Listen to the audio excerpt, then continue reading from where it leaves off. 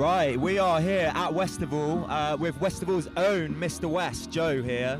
Been very kind to put the radio down for 2 minutes. I know you're very busy here, so yeah, we're very thankful to get a couple minutes with you. But yeah, I want to get a little bit of understanding on why you decided to put Westival together in the first place. Yeah, no, well, yeah, big thanks for you for coming down. I really appreciate you all being here. So, yeah, big ups to you lot. And yeah, so the very first one was, it actually started as my birthday in 2017. So, yeah, I mean, I've told this story countless times, but it was like, yeah, it was supposed to be a one-night thing.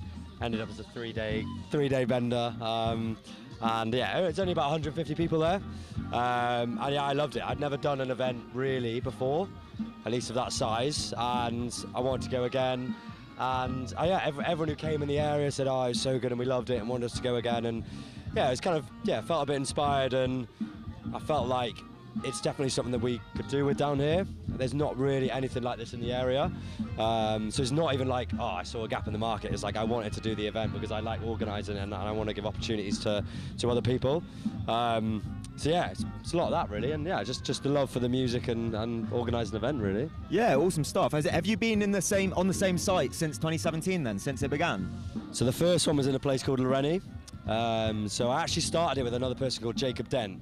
Me and him shared that first event. That was on his land. And since then, in 2018, that's since when Jack has been involved, this has been on this site in Manabia. Yeah, I was just walking around, and we've been doing a few of this and sort of getting to know the people here and everything.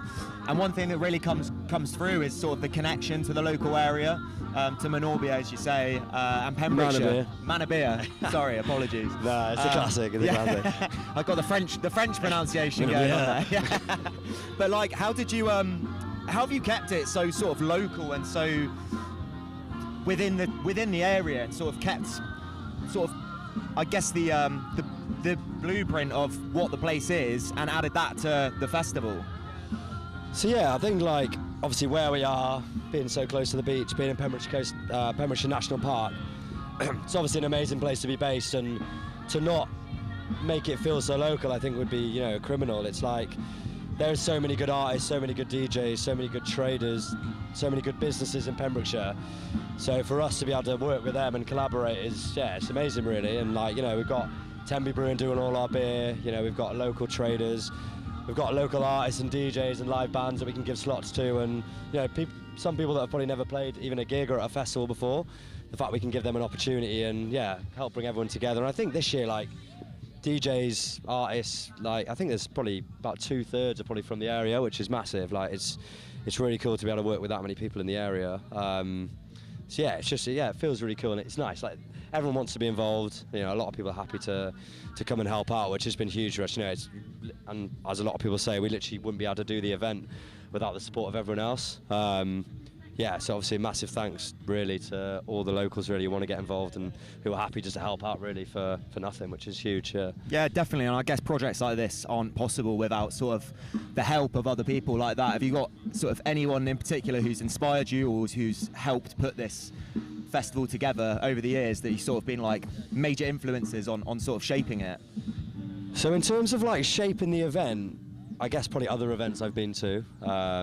You know, some of my favourite festivals are, you know, We Out Here, Houghton, places like that. I think We Out Here is probably my biggest inspiration, just because of the live music and how well they curate the lineup and the DJs and the diverse mix of music. I feel that's what we've already got going for us as well.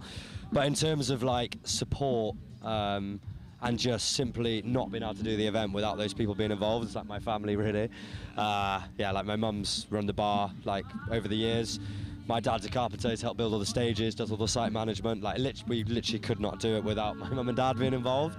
And Jack's parents as well helped like support. And yeah, so like in terms of having an impact on the event, definitely the family. And yeah, big shout out to Roberto and Siobhan at Lovestock this year, because yeah, that was an area we've not had before. It's first year at the festival.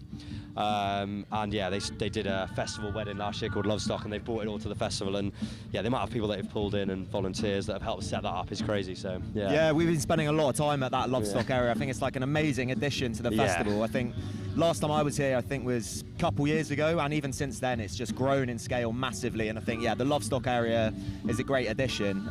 What other big additions have you made in the last year?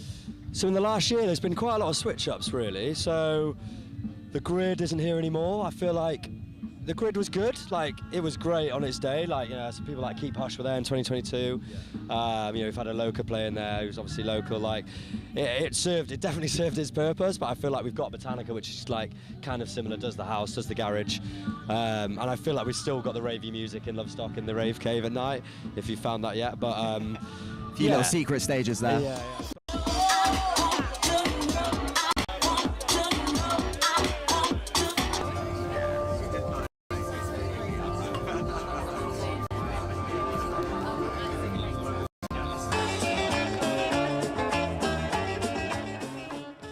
But in terms of switch-ups, yeah, obviously the Life is Good stage is more open air this year, more of like a festival sort of main stage feeling, which is great. Like, been lucky with the weather so far.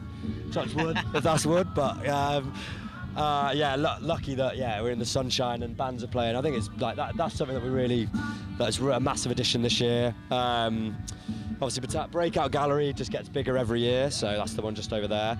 All the artwork, they've obviously got their own stretch tent and the visual mapping and the amount of crews involved over there, that's another big local involvement. But Guava Jam is now in a TP tent. Yeah, there's more. I mean, if we're talking about the site in general, there's more stalls, there's more traders. You know, there's just generally more going on, more seating areas. I think that's probably where we've lacked a little bit in previous years. Is like spaces you can go and chill and take a time out. So we've really got those spaces as well now. So I think, yeah, I feel like, yeah, we have taken a big step from 2023, which I'm really happy with. I'm really proud of. Yeah, I think hopefully we can do the same again next year. But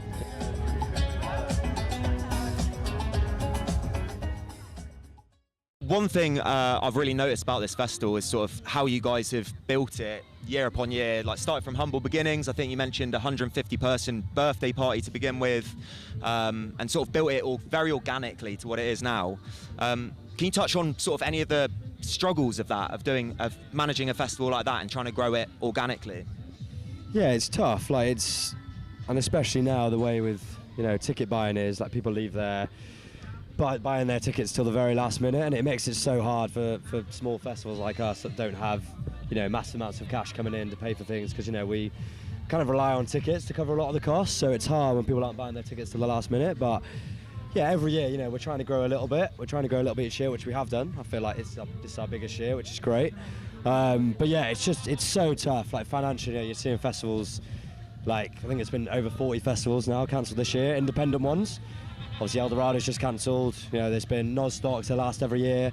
So it has become increasingly hard to run smaller events like this that haven't got big investors and big backers. So I think the main thing for us is like the biggest support we can have is people buying their tickets early, and like maybe one day we might look to work with someone who might want to put some more money in. But I think right now as long as we can keep growing the event as we've done, and as long as we can keep getting people to buy their tickets early doors, we should just be all right. But I think, yeah, that, like you said, the hardest thing every year is just trying to turn a profit. Like festivals are so expensive to run. Now supplies are so costly because of a mix of COVID and Brexit, and yeah, it has become a real struggle to meet that break-even point, really. Yeah, and we're in this just real tough environment at the moment for those sort of independent festivals, people doing something a little bit different, and it sort of all plays into the hands, I guess, of the big festivals sort of run by these massive companies who are always going to be able to,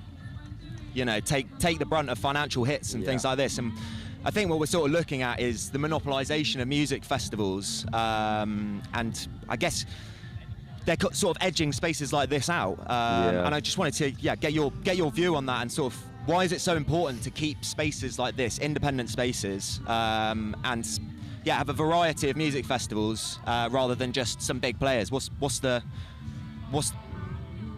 is that important? Yeah. No, it's independent festivals. They've got a different feeling. They feel more organic.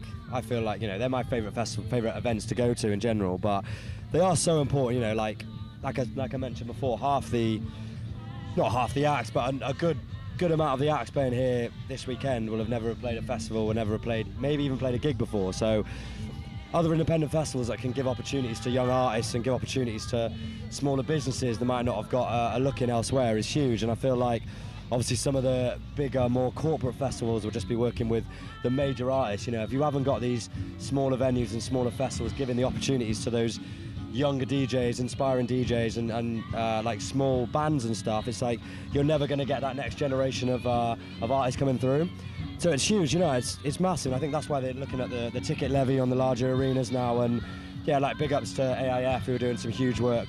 The festival is Independent Festival Association, but they are so important. You know, I feel like we will lose a lot of our talent, and obviously that's where the UK is massive. Like the amount of talent that we produce in the UK music-wise, it's huge. So I feel like without independent festivals events, we'll lose a lot of that, which would be horrible. So yeah, it can be a bit of a short-term mentality, can't it, that we adopt and sort of we just need to get through the next 5 minutes, and that's it. Often, yeah, the spaces for, you know, where we're looking at the next 20, 30 years can go overlooked at times.